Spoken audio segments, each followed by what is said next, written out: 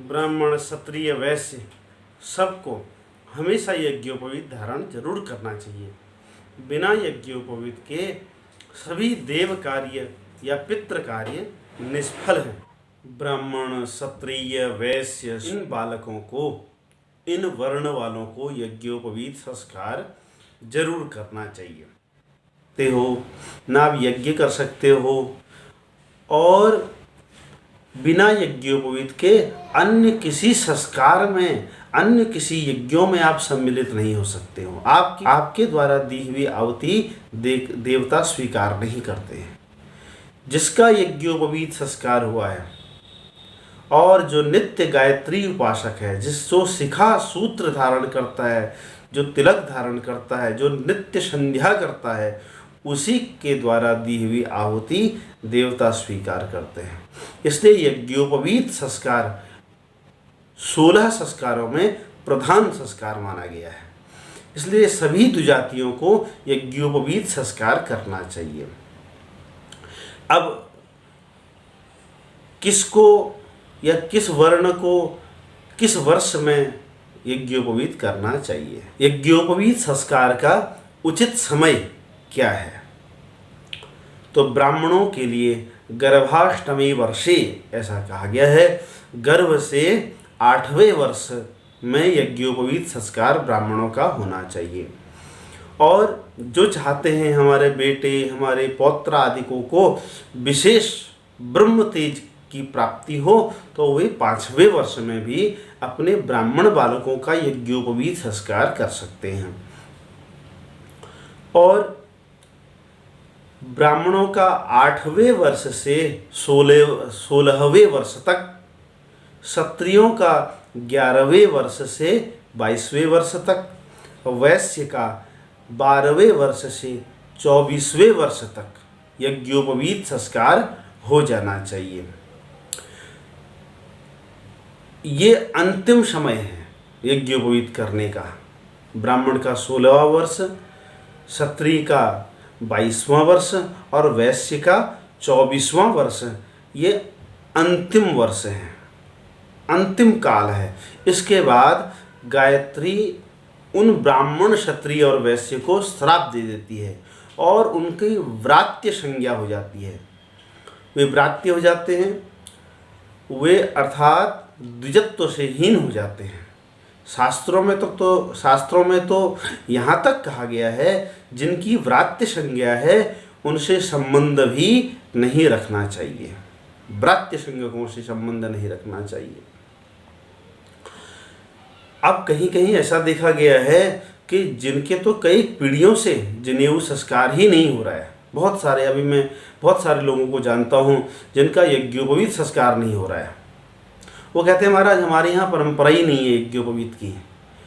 देखो जी, सनातनी जो भी हैं, जो भी हिंदू हैं, उन सबको यज्ञोपवीत संस्कार अवश्य ही कर लेना चाहिए, क्योंकि बिना यज्ञोपवीत के श्राद्ध और तर्पण भी नहीं हो सकता। जब श्राद्ध और तर्पण करने का कोई लाभ ही नहीं, जब यज्ञोपवीत संस्कार नहीं हुआ है तो श्राद्ध और तर्पण भी कैसे होएगा? क्योंकि श्राद्ध तर्पण के लिए यज्ञोपवीत होना भी आवश्यक है। इसलिए यज्ञोपवीत जरूर होना चाहिए। अब जिसका यज्ञोपवीत नहीं हुआ है और बहुत पीढ़ियों से उसका यज्ञोपवीत संस्कार नहीं हुआ है और अब उसकी यज्ञोपवीत करने की इच्छा है, तो वो कैसे करे? तो शास्त्रों में उनके लिए ब्रात्यष्ट होम आदि कहा गया है।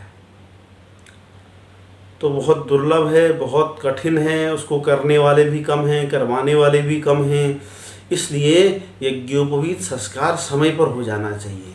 लेकिन जो अपना यज्ञोपवीत संस्कार करना चाहता है तो वो क्या करे? जितनी पीढ़ियों से यज्ञोपवीत संस्कार नहीं हुआ है उतनी पीढ़ियों को गिन ले। प्रत्येक पीढ़ी के निमित्त हरे कृष्ण कृष्ण कृष्ण हरे हरे, हरे राम राम राम हरे हरे, इस मंत्र का 5 लाख बार जप करें। एक पीढ़ी के लिए 5 लाख, जितनी पीढ़ी बीत गए हैं उतनी पीढ़ियों के लिए 5 लाख बार इस महामंत्र का जप करें। और जो स्वयं का यज्ञोपवीत करना चाहता है वो कम से कम 7 लाख बार इस महामंत्र का जप करें। तो इस प्रकार जप करने के बाद यज्ञोपवीत संस्कार करना चाहिए। फिर यज्ञोपवीत संस्कार करने के बाद संध्या अवश्य करनी चाहिए। दोनों पहले तो प्रयास करें कि तीनों टाइम की संध्या करें। तीनों टाइम की कदाचित न हो पाए तो कम से कम 2 टाइम की संध्या अवश्य करें। यज्ञोपवीत अवश्य धारण करें। बिना यज्ञोपवीत का मतलब ही है कि यज्ञ के समीप बैठना। बिना यज्ञोपवीत के यज्ञ में बैठने का अधिकार भी नष्ट हो जाता है। आजकल के समय में क्या हो रहा है, लोग विवाह के समय यज्ञोपवीत संस्कार कर रहे हैं। अच्छा, यज्ञोपवीत संस्कार में ये सर के बाल सभी काटने होते हैं। अब जो दूल्हा है वो बाल काट करके बारात में तो जाएगा नहीं, अपनी बाल काट के अपनी शादी में जाएगा नहीं। उसके बाल उतरे नहीं तो वो यज्ञोपवीत कैसे माना जाएगा? वो पूर्ण रूप से यज्ञोपवीत संस्कार भी नहीं है। तो इसलिए यज्ञोपवीत संस्कार उचित समय पर ही होना चाहिए। और जो भी सनातनी हैं उन सबको यज्ञोपवीत संस्कार अवश्य ही करना चाहिए। श्रेष्ठ गुरु, आचार्य और जो वेद पाठी हैं, जिन्होंने जो अपने वेद की शाखा के गुरु हैं, उनसे जाकर के यज्ञोपवीत संस्कार करना चाहिए। और विशेष जानकारी, प्रत्येक गृहस्थ और वानप्रस्थी को 2 यज्ञोपवीत धारण करने चाहिए। यज्ञोपवीत कपास का होना चाहिए। आजकल बाजार में रेशमी यज्ञोपवीत भी चल रहे हैं। लोग कहते हैं महाराज ये तो टूटता भी नहीं है, ये कभी खराब भी नहीं होता। देखो, यज्ञोपवीत को बदलने का भी एक समय होता है। संक्रांति में, ग्रहण काल में, सूतक में, यज्ञोपवीत भंग होने की स्थिति में, स्वप्न दोष की स्थिति में यज्ञोपवीत को बदलना चाहिए। तो इसलिए हमेशा एक ही यज्ञोपवीत नहीं रखा जा सकता। इसलिए जो यज्ञोपवीत है, शुद्ध जो यज्ञोपवीत है, वो कपास का यज्ञोपवीत है। उसका यज्ञोपवीत यदि स्वयं निर्माण करें वो श्रेष्ठ है। अब यज्ञोपवीत में 9 तंतु होते हैं। वो 9 तंतुओं में से एक भी तंतु खंडित नहीं होना चाहिए।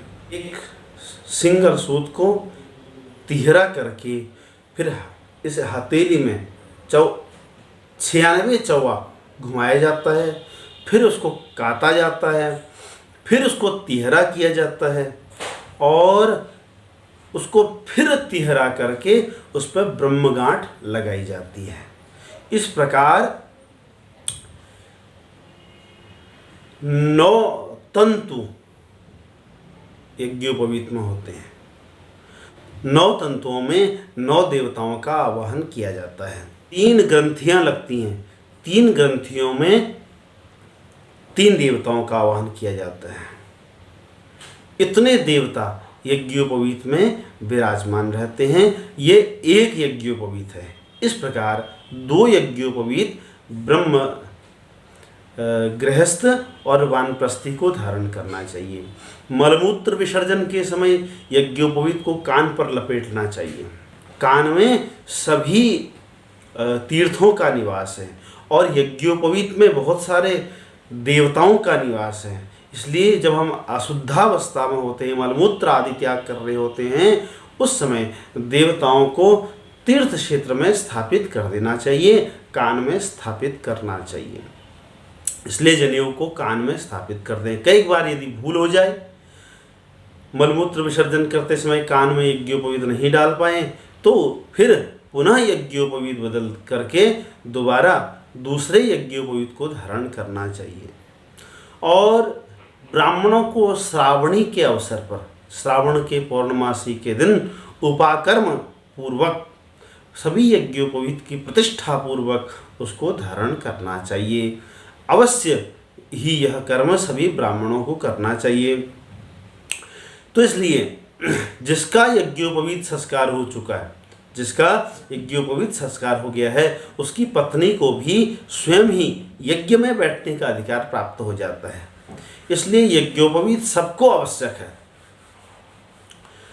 यज्ञोपवीत अवश्य धारण करें और नित्य गायत्री मंत्र का जप करना चाहिए। और गायत्री मंत्र को आजकल सब लोग खूब गा रहे हैं, घरों में बज रहा है, जोर जोर से उच्चारण कर रहे हैं। सबको गायत्री मंत्र उच्चारण नहीं करना चाहिए, सबको बोलने का अधिकार नहीं है, जोर जोर से भी गायत्री मंत्र को बोलने का अधिकार नहीं है।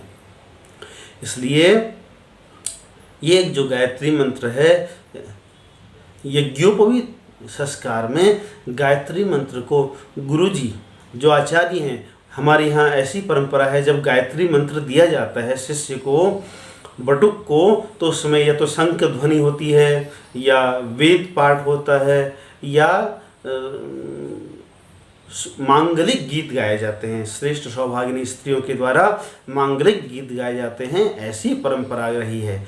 और भी वेद पाठ जहाँ होता है, जब होता है, उसके बीच में यदि गायत्री मंत्र आ जाए तो वेद पाठी ब्राह्मण उस समय उस गायत्री मंत्र को भी, व्याहृतियों का उच्चारण तो करते हैं लेकिन वेद मंत्र को मन ही मन उच्चारण करते हैं। इसलिए गायत्री मंत्र को जोर जोर से उच्चारण भी नहीं करना चाहिए। जिसको यज्ञोपवीत मिल गया है, जिसका यज्ञोपवीत संस्कार हुआ है, वो ही केवल गायत्री मंत्र को जपने का अधिकारी है।